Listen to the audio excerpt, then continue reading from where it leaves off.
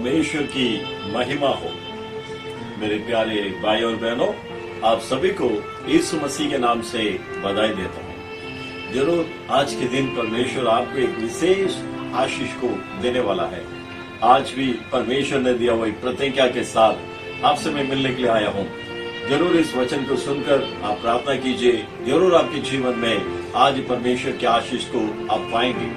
हम बाइबल से एक वचन का स्मरण करेंगे। पहले यूहन्ना की किताब 5वां अध्याय उसके 15वां वचन।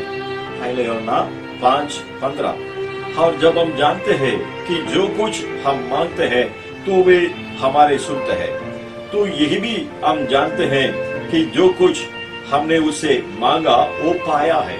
यहाँ पर परमेश्वर की वचन कहते हैं, हमारे प्रार्थना में हम परमेश्वर से जो भी मांगते हैं या प्रभु की ओर हम प्रार्थना करते हैं, उससे हम परमेश्वर सुनते हैं कर एक जानकारी हमारे अंदर होना चाहिए। दूसरा, हम जो भी परमेश्वर से मांगा है उसे परमेश्वर हमें दे दिया है या दे रहे कर ये भी जानकारी हमें होना चाहिए। ये जो वचन हमारे प्रार्थना के बारे में लिखा है, हमारे प्रार्थना में दो प्रकार के विषय होना चाहिए। एक तो परमेश्वर हमारे प्रार्थना को सुनते हैं कर जानकारी, दूसरा हम उससे जो भी मांगते हैं उसे हम पा लेते हैं या वो हमें दे रहे कर हम ये जानकारी भी हमें होना चाहिए। जब होएगा प्रभु से हम सब कुछ पा सकते हैं। मेरे प्यारे लोगों, हमारे जीवन में प्रार्थना बहुत अवश्य है। अगर आप प्रार्थना करना है तो आपको ये जानकारी होना चाहिए यीशु मसीह आपके प्रार्थना को सुनता है।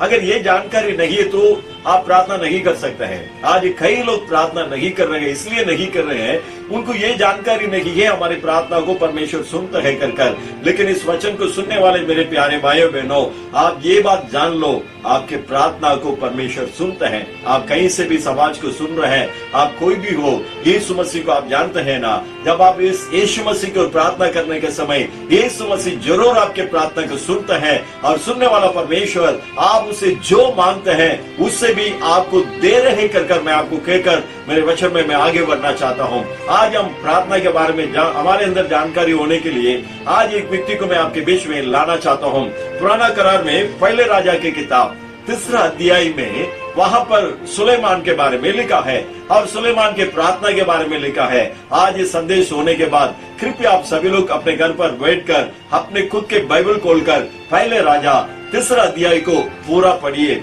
वहाँ पर एकदम सफाई से लिखा है सुलेमान किस तरह परमेश्वर की ओर प्रार्थना किया और परमेश्वर किस तरह उनको उत्तर दिया है कर लिखा है। जरूर आप पढ़िए, आप पढ़ेंगे तो जरूर प्रभु के अंदर जरूर और आगे बढ़ेंगे। आइए हम वचन पर जाएंगे। पहले राजा 3 अध्याय की 5वां वचन में परमेश्वर सुलेमान को दर्शन हुआ। दर्शन होकर सुलेमान से ये कहता है, तुमने जो चाहिए मुझसे मांगो, मैं तुम्हें दूंगा। उस अध्याय की पहला वचन में यानी कि 3 अध्याय की 4वां वचन में लिखा है, वहां पर सुलेमान ने परमेश्वर के एक भवन बनाने के बाद 1000 होम बलि चढ़ाया। होम बलि चढ़ने के बाद परमेश्वर ने उनको दर्शन हुआ। मेरे प्यारे लोगों, जब आप परमेश्वर को स्तुति करते हैं या परमेश्वर को महिमा करते हैं होम बलि के समान, आप अपने आप को प्रभु के चरण में प्रभु के पास समर्पण करते हैं, जब परमेश्वर आपको दर्शन देगा। आमीन। जब आप परमेश्वर को स्तुति नहीं करेंगे, प्रभु के उपस्थिति में बैठेंगे नहीं, परमेश्वर आपको दर्शन नहीं दे सकता है। इस आवाज को सुनने वाला मेरे प्यारे भाइयों बहनों, परमेश्वर के लिए आप अधिक समय दो और अपने आप को प्रभु के सामने समर्पण करो। परमेश्वर की स्तुति का बलिदान चढ़ाओ, जब परमेश्वर आपको दर्शन देगा। यहाँ पर सुलेमान को दर्शन दिया हुआ परमेश्वर कहते हैं, तुम जो चाहते हैं उसे तुम मुझसे मांगो, मैं तुम्हें दूंगा कर कहते हैं। तब इसे सुनकर शायद सुलेमान बहुत खुशी हो गया है। मेरे प्यारे भाइयों बहनों, आज परमेश्वर आपको भी देकर कहते हैं, तुम्हें जो चाहिए तुम मुझे मांगो, मैं तुम्हें देगा। वचन कहते हैं जब हम मांगेगा तो परमेश्वर हमें देने वाला है। हम मत्ती सुसमाचार 7:7 में पढ़ते हैं, मांगो जब तुम्हें दिया जाएगा। आज आप में से कई लोग नहीं मांगा है, इसलिए नहीं पाया है। एक बार यीशु मसीह ने अपने चेले लोगों को देकर कहा, अब तक तुम मुझसे कुछ भी नहीं मांगा है, मेरे नाम से मांगो जब तुम्हें दिया जाएगा कर कहा है। इसलिए मेरे प्यारे लोगों, आज से आप अपने प्रार्थना के जीवन को बढ़ाओ, प्रभु से मांगा करो। अगर आप यीशु से मांगेगा, दुनिया में किसी के पास मांगने की आपकी जरूरत नहीं पड़ेगा। आज कई लोग यीशु से नहीं मांगते हैं, इसलिए दुनिया में लोगों के पास मांगना पड़ रहा है। मेरे प्यारे लोगों, आज एक निर्णय करो, जो भी मुझे अवश्य है मुझे देने वाला उस परमेश्वर प्रभु यीशु से मांगूंगा कर एक निर्णय के साथ आप प्रभु से मांगो, जरूर आप पाएगा। इसे सुनकर सुलेमान ने परमेश्वर से मांगा, प्रभु आपने मुझे इतने छोटे उम्र में इतने सारे इजराइल लोगों के बीच में मुझे राजा बनाया है, मैं आना जाना नहीं जानता हूँ, इतना छोटा है, इसलिए इतने सारे लोगों को न्याय करने के लिए मुझे ज्ञान से भरा हुआ हृदय को दो कर सुलेमान ने यीशु से मांगा। ये प्रार्थना जो है परमेश्वर की मन को हिला दिया। ये जो प्रार्थना को सुनकर वचन कहते हैं, 9वां वचन में कहते हैं, ये प्रार्थना परमेश्वर बहुत पसंद किया है। ये प्रभु के पसंद की योग्य प्रार्थना था।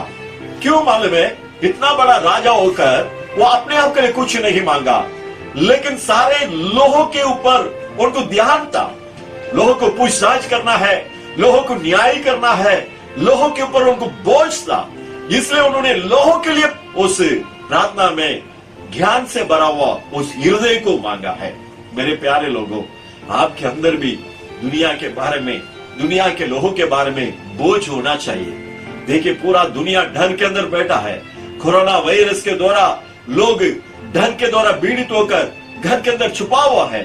घर के अंदर लाखोट में लोग बैठकर चिंता के साथ है, क्या खाएंगे क्या पिएंगे कर बहुत परेशान के साथ है। मेरे प्यारे भाइयों बहनों, इस समय आप और हम प्रार्थना करने वाला समय है। दुनिया के लोगों के लिए प्रार्थना करने वाला समय है। और ये सारे बातों को देखकर हम ये जानते हैं यीशु मसीह जल्दी आने वाला है। इसलिए यीशु मसीह के आगमन के पहले दुनिया के सारे लोग यीशु को जानना है, यीशु को उद्धारक मानना है। इसलिए लोगों के आंखों को खोलने के लिए हम प्रार्थना करना अवश्य है। अगर इस तरह प्रार्थना करेगा, जरूर परमेश्वर आपके प्रार्थना में प्रसन्न होगा, पसंद करेगा, आप जो मांगते हैं उसे देगा। सुलेमान की इस प्रार्थना को सुनकर परमेश्वर ने फिर से सुलेमान से कहा, तुम जो मांगा है उसे मैं तुम्हें दे दिया है, और जो नहीं मांगा है वो दौलत को भी महिमा को भी मैं तुम्हें देता हूं।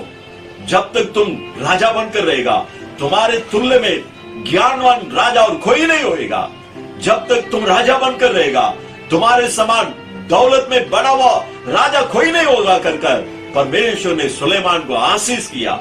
वैसे ही सुलेमान पूरा आशीष के साथ अपनी जिंदगी को गुजारा। मेरे प्यारे भाई बहनों, आज परमेश्वर आपको भी वादा करते हैं। आपको ये जानकारी होना है, प्रभु मेरे प्रार्थना को सुनता है, और ये भी आप जानना विषय है, जो आप मांगते हैं प्रभु आपको देगा। सुलेमान के समान दुनिया के लिए, दुनिया के लोगों के लिए हम प्रार्थना करेगा, जरूर आपके प्रार्थना में प्रसन्न होकर आप जो मांगा है उससे भी परमेश्वर देगा। जो नहीं मांगा है उससे भी परमेश्वर आपको देने के वादा कर रहे हैं। अब हम प्रार्थना करने के लिए तैयार है क्या? हाय, हम सब मिलकर हम प्रार्थना करेंगे। इस समय अपने आंखों को बंद कीजिए और परमेश्वर के तरफ देखिए। हाय, हम प्रार्थना करेंगे। प्रार्थना की आत्मा उंडे, प्रार्थना प्रार्थना करे, प्रार्थना की आत्मा उंडे, प्रार्थना प्रार्थना करे। खुले द्वार में खड़े रहकर देश के लिए हम रोना है। खुले द्वार में खड़े रहकर देश के लिए हमें रोना है। प्रार्थना की आत्मा उन्हें, प्रार्थना प्रार्थना करे, प्रार्थना की आत्मा उन्हें, प्रार्थना प्रार्थना करे।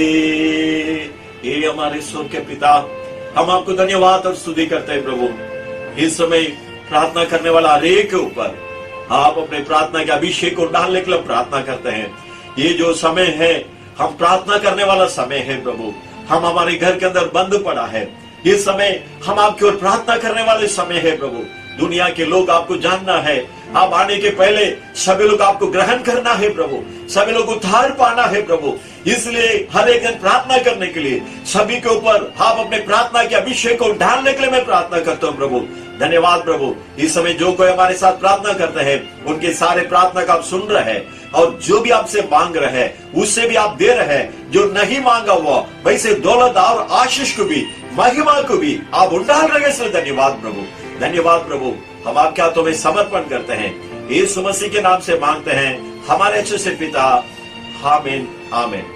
मेरे प्यारे लोगों, चिंता मत करो, प्रभु आपके प्रार्थना को सुन रहे हैं। आप जो मांगते हो उसे परमेश्वर आपको दे रहे हैं। God bless you. प्रभु आपका आशीष करे। आमीन।